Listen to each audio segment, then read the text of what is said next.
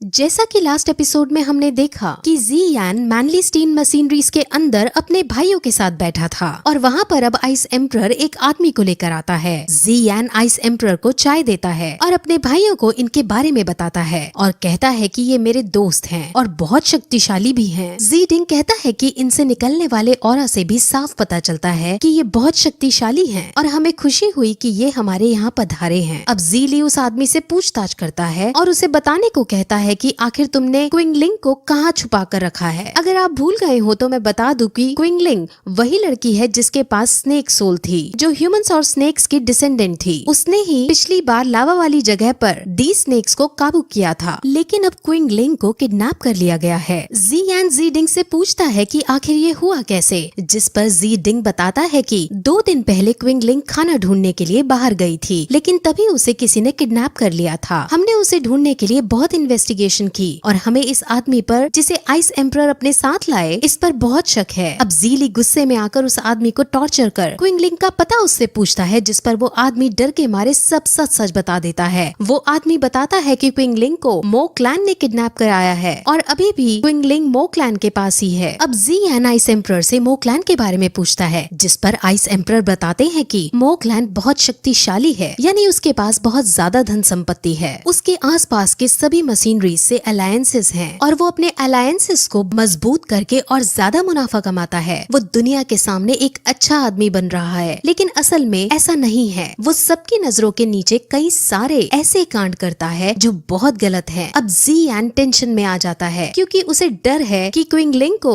उसने अपना शिकार ना बना लिया हो, इसलिए वो तुरंत अब मो क्लैन के अंदर जाकर क्विंगलिंग को बचाने का डिसाइड करता है। वहीं अब हमें मो क्लैन के लीडर को दिखाते हैं। मो क्लैन के लीडर का नाम मो चोंग है और वो रईसों जैसी जिंदगी जीने में कोई कसर नहीं छोड़ता। वो अब अपने घर आता है और वहाँ गलती से उससे एक बच्चा टकरा जाता है। वो बच्चे को देखकर एक ऐसी स्माइल देता है जैसे वो बच्चे से बहुत प्यार करता हो। वो अपनी दोहरी जिंदगी जी रहा था, जिसमें सबको वो ये दिखाकर चलता है कि वो बहुत अच्छा इंसान है, क्योंकि वो ये चाहता है कि उसके अलायंसेस मजबूत रहें। अब मो चोंग घर आकर अपने घर को पूरी तरह से सजवाने लगता है। आज मो फैमिली का 60th जन्मदिन है, जिस वजह से आज उसने कई सारी क्लैन और मशीनरीज के लीडर को अपने यहाँ रात को दावत पर बुलाया होता है। अब मो चैंग फिर एक गुप्त ठिकाने पर जाता है, जो कि असल में पानी के नीचे मौजूद था। उस गुप्त ठिकाने में उसने क्विंगलिंग को कैद कर रखा था। वहाँ पर 2 वही वाले लावा स्नेक्स मौजूद थे और वो दोनों ही क्विंगलिंग के कंट्रोल में थे। उन दोनों लावा स्नेक्स को देखकर मो चैंग खुश होता है, लेकिन वो श्योर होना चाहता था, इसलिए वो एक ब्लैक स्नेक को उस पर छोड़ देता है। वो ब्लैक स्नेक क्विंगलिंग को खाने उसकी तरफ दौड़ता है, लेकिन क्विंगलिंग अपनी पावर्स का यूज करके उस ब्लैक स्नेक को भी अपने कंट्रोल में कर लेती है। अब मो चैंग समझ जाता है और श्योर हो जाता है कि ये लड़की 3 फ्लावर स्नेक की ताकत रखती है और अब ये डिसाइड करता है कि आज रात को ये इस पर एक्सपेरिमेंट करेगा। अब ये एक्सपेरिमेंट क्या है ये हमें थोड़ी देर बाद पता चलेगा। वही मैंडी स्टील मशीनरीज के अंदर आइस एम्परर उसे बताते हैं कि वो लोग जरूर प्यूपिल ऑफ 3 स्नेक्स फ्लावर के पीछे पड़े हैं, ताकि वो इसकी पार का यूज अपने लिए कर सके। इसका मतलब अब उसकी जान को खतरा था, इसलिए ज़ियान तुरंत वहाँ जाने को कहता है। ज़ियान के भाई भी उसके साथ आना चाहते थे, लेकिन वो उनसे यही रुकने को कहता है और अब वहाँ उड़कर मो क्लैन के पास जाने लगता है। अब उसके पीछे पीछे आइस एम्परर भी जाते हैं और उसका साथ देते हैं। रास्ते में आइस एम्परर ज़ियान की एबिलिटीज की तारीफ करते हैं और उससे पूछते हैं कि तुमने इतनी छोटी उम्र में 2 होंग लेवल प्राप्त कैसे कर ली? मेरे 2 होंग लेवल प्राप्त करने में 5 साल लग गए थे और तुम इस उम्र में 2 होंग के साथ साथ इतनी सारी एबिलिटीज भी रखते हो, ऐसा कैसे करते हो? कौन तुम्हारा साथ देता है? अब ज़ियान पहले तो थोड़ा भाव खाता है, लेकिन आइस एम्परर के इंस्टेंटली पूछने पर उसे बताता है कि जरूरी नहीं है कि हमें 5-6 साल का वक्त लगे ही लेवल बढ़ाने के लिए। अगर हम चाहे तो 1 साल के अंदर भी 2 होंग को हासिल कर सकते हैं। आइस एम्परर पूछता है कि आखिर कैसे हम ऐसा कर सकते हैं, जिस पर ज़ियान बताता है कि एक फॉलिंग जिदान नाम की मेडिसिन है, जिसको बनाने के लिए 5 इंग्रेडिएंट्स चाहिए होते हैं। इस मेडिसिन को बनाना तो आसान है, लेकिन इसके इंग्रेडिएंट्स ढूंढना मुश्किल काम है। चाहे कितनी भी बीमारी क्यों ना हो या फिर कितनी भी चोट क्यों ना लगी हो, उस मेडिसिन से सब ठीक हो जाता है और वो कल्टीवेटिंग स्पीड को बहुत ज्यादा बढ़ा देती है। अब आइस एम्परर उसे इस मेडिसिन के इंग्रेडिएंट्स को ढूंढने और इसको बनाने के लिए कहता है, जिस पर ज़ियान अपनी भी एक शर्त रखता है। ज़ियान को पता चल जाता है कि आइस एम्परर बहुत शक्तिशाली है, इसलिए वो उनसे कहता है कि आप मेरे साथ ट्रैवल करके मेरी रक्षा करो। अब आइस एम्परर मान जाता है और 1 साल के लिए उसका गार्डियन बन जाता जाता है। अब वो दोनों को चलते चलते शाम हो जाती है और वो दोनों मुंह छुपाकर मोकलैंड के भीतर आते हैं। आइस एम्परर पूरी दुनिया में फेमस हैं और उनको देखकर कोई भी पहचान सकता था, इसलिए उन्होंने अपनी पहचान छुपा रखी थी। अब ज़ियान पावर ऑफ डिटेक्शन का यूज करके मोकलैंड के हाउस के अंदर ताक झांक करता है, जहाँ उसे कहीं भी क्विंगलिंग दिखाई नहीं देती, लेकिन उसे ये पता चल जाता है कि यहाँ इस घर में एक खुफिया गुफा है। अब वो दोनों उसी खुफिया गुफा के अंदर जाते हैं, जहाँ आगे बढ़ते वक्त उन्हें कई सारे सैनिक मरे हुए भी दिखते हैं। उन सैनिकों की हालत को देखकर आइस एम्परर बताता है कि इसको किसी डॉहैंग लेवल के आदमी ने मारा है और कोई हमसे पहले यहाँ इन्वेस्टिगेट करने आ चुका है। वो अब गुफा के अंदर पहुंचकर बहुत बड़े बड़े टेस्ट ट्यूब्स रखे हुए देखते हैं और समझ जाते हैं कि यहाँ इंसानों पर एक्सपेरिमेंट किए जा रहे हैं। अब ज़ियान फिर से पावर ऑफ डिटेक्शन का यूज करता है और उसे पता चल जाता है कि क्विंगलिंग यहीं कहीं मौजूद है। अब वो डिसाइड करता है कि आज रात को वो सबके सामने मो चोंग की असलियत ले आएगा और ये टेस्ट ट्यूब उसके खिलाफ हमारे सबूत बनेंगे। वहीं मो क्लैन के अंदर अब पार्टी शुरू हो गई थी और वहाँ अलग अलग क्लैंस के लोग आए थे। खास बात ये थी कि वहाँ पर नयन रैन भी मौजूद थी और वो भी उनके यहाँ चीफ गेस्ट बन के आई थी। नयन रैन का क्लैन वहाँ सबसे बड़ा क्लैन था और अगर मो चोंग को नयन रैन का साथ मिल जाता है तो वो बहुत शक्तिशाली होने वाला था, इसलिए उसने नयन रैन को बुलाया था। वहीं अब वो सब दावत कर ही रहे होते हैं कि तभी वहाँ एक मास्क मैन आता है जो सीधे अंदर घुसा चला जाता है। मो चोंग कहता है कि तुम दावत खत्म होने के बाद आना और जब मुझसे मिलना, लेकिन वो मास्क मैन वहीं खड़ा ही रहता है। अब मो चोंग के सैनिक वहाँ आकर उसे भगाने की कोशिश करते हैं, लेकिन ज़ियान अपनी पावर्स का यूज करके उन सबको दूर हटा देता है। वो अब मो चोंग का गला पकड़कर उसे उठाता है। मो चोंग समझ जाता है कि ये डॉहॉन्ग लेवल का है और वो खुद इसे नहीं हरा पाएगा। वो उससे पूछता है कि आखिर तुम चाहते क्या हो, जिस पर ज़ियान कहता है कि तुम्हारी जान लेने मैं यहाँ आया हूँ। अब ज़ियान की नजर वहाँ बैठी नयन रैन पर जाती है और उसको देखते ही ज़ियान के दिल में घंटी बजने लगती है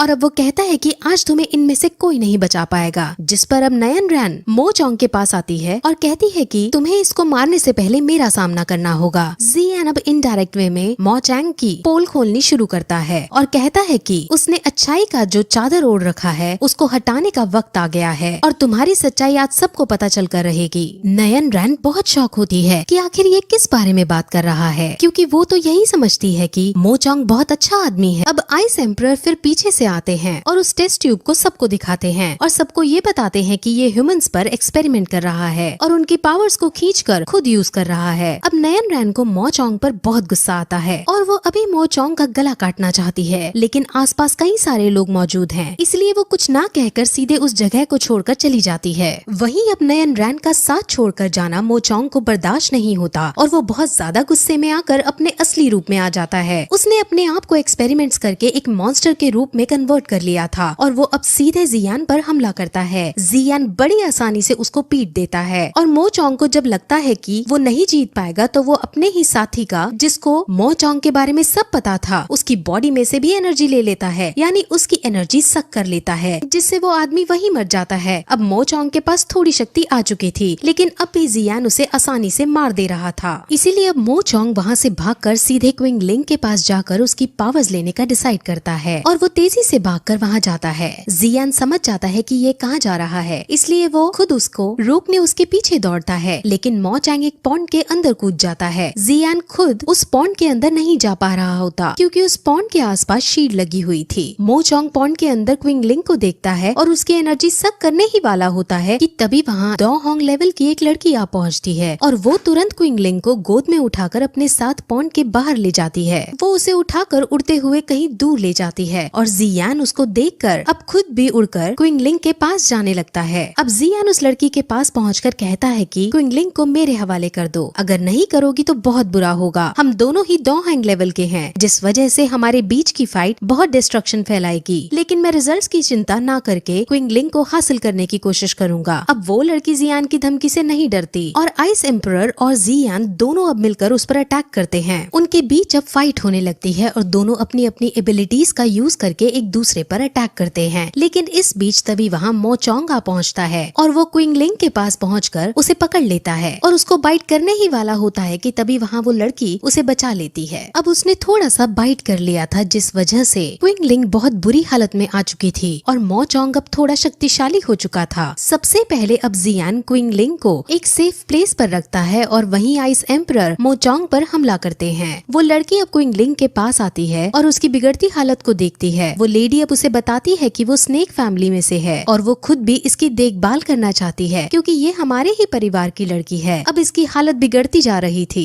और हमें अब इसे पवित्र अकबरे पर ले जाना होगा ताकि ये सही हो सके। जियान के मास्टर भी जियान को बताते हैं कि ये स्नेक लेडी सही कह रही है और क्विंगलिंग को तुम इस स्नेक लेडी को दे दो। अब जियान थोड़ा सा उस स्नेक लेडी पर शक करता है, लेकिन वो स्नेक लेडी उसे समझाती है कि वो खुद 3 फ्लावर स्नेक को पिछले कुछ महीनों से ढूंढ रही थी और वो इसे ढूंढते ढूंढते यहाँ तक पहुँची है और अब वो जियान से प्रॉमिस करती है कि वो इसको बचा लेगी। जियान अब क्विंगलिंग को उसको दे देता है और स्नेक लेडी क्विंगलिंग को अपने साथ उड़ाकर ले जाती है। वहीं अब मोचोंग फिर से उठ खड़ा होता है और जियान पर हमला करता है। मोचोंग अब बहुत शक्तिशाली हो चुका था और अब जियान उसको नहीं हरा पा रहा था। जियान और आइस एम्परर मिलकर कोशिश करते हैं, लेकिन अब भी वो उस पर डोमिनेट नहीं कर पाते। अब जियान के पास और कोई चारा नहीं था, इसलिए वो एक तरकीब सोचता है। जो उसने 2 डिफरेंट टाइप की फ्लेम हासिल की थी, वो इन्हें मिक्स करके एक नई फ्लेम बनाने का डिसाइड करता है। आइस एम्परर उसे ऐसा करने से साफ मना करते हैं क्योंकि ऐसा करने से बहुत ज्यादा एनर्जी प्रोड्यूस होगी जिससे जियान की जान को खतरा है। उसके मास्टर भी उसे मना करते हैं कि ऐसा मत करो, लेकिन जियान कहता है कि उसको क्विंगलिंग को बचाने के लिए ऐसा करना ही होगा। अब उसके मास्टर भी उसके सामने झुक जाते हैं और जियान दोनों फ्लेम्स को मिलाने लगता है। ऐसा करने के लिए उसे अपनी सोल को स्टेबलाइज करना है, इसीलिए उसके मास्टर अब उसे उसके सबकॉन्शियस माइंड के अंदर भेज देते हैं और उसे अब फोकस करने को कहते हैं। अब उन दोनों फायर्स के कॉम्बिनेशन से एक एनर्जी प्रोड्यूस होती है जो बहुत शक्तिशाली है। उसके मास्टर पूछते हैं कि आखिर ये क्या है, जिस पर जियान कहता है कि उसने इसका नाम बुद्धा लोटस एंगर दिया है। वो अब बुद्धा लोटस एंगर को मोचोंग पर यूज करता है और बुद्धा लोटस एंगर मोचोंग की शक्ति को डिफेंड करते हुए मोचोंग पर जाकर जगता है, जिससे आसपास बहुत बड़ा एक्सप्लोजन होता है। आइस एम्परर तो बच जाते हैं, लेकिन जियान अब आसमान से नीचे गिरने लगता है। वो अब गिरते वक्त फायर माइंड की सबकॉन्शियस लेवल पर पहुंच जाता है। वहाँ उसके मास्टर एक झील किनारे उदास बैठे थे। जियान उनके पास जाता है और उनसे कहता है कि मास्टर, आपने देखा ना कि मेरा बुद्धा लोटस एंगर काम कर गया। जिस पर अब उसके टीचर कहते हैं कि बुद्धा लोटस एंगर बहुत शक्तिशाली है और अब मैं और ज्यादा तुम्हारा टीचर नहीं बन सकता हूँ। तुम्हारे पास अब इनफ एनर्जी है जिससे तुम अपने एनिमीज को मार सको। अब तुम्हें मेरी जरूरत नहीं होगी। जियान को पहले तो मजाक ही लगता है, लेकिन अब उसके मास्टर उसे बताते हैं कि जो तुमने बुद्धा लोटस एंगर बनाया है वही अब तुम्हारा टीचर होगा। मेरे अंदर अब और ज्यादा एनर्जी नहीं बची जिससे मैं तुम्हारे साथ रह सकूं। अब मुझे फिर से गहरी नींद में जाकर सोना होगा। जियान अब बात की गंभीरता को समझता है और उसे कहता है कि आप मेरी एनर्जी को यूज कर लो, आप लेकिन जाओ नहीं, मुझे आपकी बहुत जरूरत है, मैं आपके सिवा कुछ भी नहीं हूँ। लेकिन उसके मास्टर उसे सिर्फ इतना कहते हैं कि मुझे बहुत खुशी है कि मैं तुम्हारा टीचर बना, और वो फिर डिसइंटीग्रेट हो जाते हैं। जियान को अपने ऊपर बहुत गुस्सा आता है क्योंकि आइस एम्परर और उसके खुद के मास्टर के मना करने पर भी उसने बुद्धा लोटस एंगर को क्रिएट किया था। वो ये भी सोचता है कि उसने खुद अपने टीचर को मार डाला है, उसे सिर्फ अपनी स्ट्रेंथ को बढ़ाने से मतलब है। वो ये सब सोचकर बहुत रोता भी है। वो बहुत ज्यादा रिग्रेट करता है और फिर सबकॉन्शियस माइंड से बाहर निकलता है। वो आसमान से नीचे गिर रहा था, लेकिन तभी आइस एम्परर उसे बचा लेते हैं और यही इसी तरह से सीजन यही खत्म हो जाता है।